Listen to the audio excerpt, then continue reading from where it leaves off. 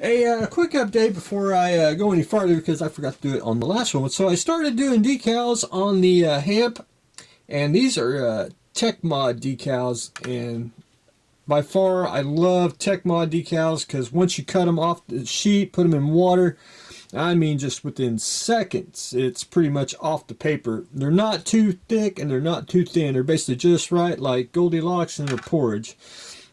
But anyway, they're going pretty well. I got the tail on here, the middle of the fuselage. Got on both sides. One thing I'm pretty sure, and I'm just going to point this out. This is for the 2 version, and the kit that I'm working on is actually a 3. So I think the tail on the 2 is a little bit bigger. And I think it should be just a little bit bigger, not a whole lot, but anyway, that's just the way it is. I got the decal on. It's just right at the edge. I'm gonna have to do just a little trimming. If you can see right here, where it wrapped around, and I'll trim that, get that squared up. But anyway, that's pretty much all I'm going to put on decals for today, because you have the tendency to you want to start grabbing, and I do a couple decals out of whack. I let it dry for the day, and then the next day I'll put on a couple more, and then a couple more, and then before you know it, you have it all done. But anyway, very little solution just to get it down, and basically you really don't even need that. Just need a good soft brush and a little bit of water, and really get it down, and that's it on the decals. But I did forget on the petty car here.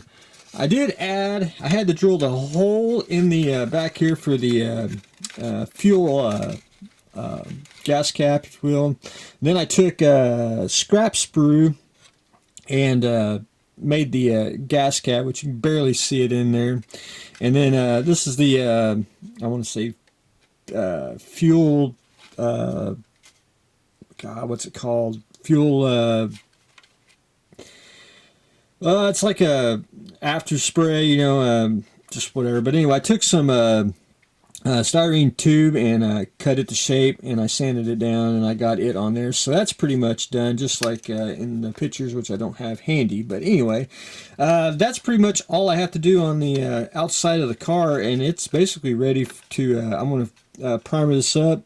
The back here, and then I'll be able to assemble everything and get everything back together. On the bottom, the leaf springs and everything are supposed to be a either black or dark blue. I'm going to go with the dark blue. I think it looks better than black, because you're already going to have black wheels. I think the dark blue will look good, and what I'm going to do is I'll put a Mr. Black Wash there. I'll put it on there, and I'll do some post shading with the airbrush, and we'll do some a little bit of not grime, but a little bit of dirt on here. Just look like it's been used in 1971. Anyway, that's I got one more coat to go to get the get a little bit more dark blue on there, and then I got to finish painting the rest of the engine and the body and the exhaust and all that. But anyway, we're getting there. But my game plan is to get this primered up, get that ready to go. Probably put in the windshield here, get that secured, then I can mask it all off, and then I can start basically get everything assembled and do the little touch up that I missed on the black here on the roll bar, and I'll be ready to go. But anyway, I wanted to show that before because I forgot to do it in the last video. But one thing here I want to show everyone is Paul Keefe's blog spot here, and I'll put a link in the description so you can scope out all the other little cool models that he's built. But anyway, he's been doing this shadow box out of a speaker box, and this has intrigued me to no end, because it's it's a speaker box, but it's very small, compact, almost like a Vignet, a Vinet, just a little diorama for a shadow box, but it's in it's just small, and that's something I've been wanting to do, and I always wanted to. And I've done shadow boxes in the past, and I've actually I've sold them all. But this has intrigued me for the simplicity of how small and yeah, you can almost standardize it. That's what I've been trying to find. But everything in the shadow box world basically has been done. But I want to do like a sci-fi thing, and he's already done. He's got a MAK suit and a figure that he sculpted, and I think it's very, very simple.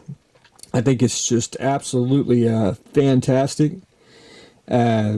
And also it's lit, which is just keeps the mood in there very cool, and it's just I like the simplicity of it. You see where the simple light is, and that's all you need, you know, nothing fancy, just a simple diorama, you know, model making, very little lighting at all. And I've been wanting to do something like this, but not MEK, but I have been wanting to do something of that nature in a long time, and it's just cool. And I'm going to try to find me a standardized shadow box that I can use that's small. And I even like the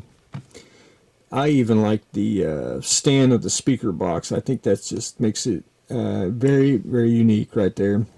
But anyway, I'll put a link in the description so you can see all the cool stuff, because he does a lot of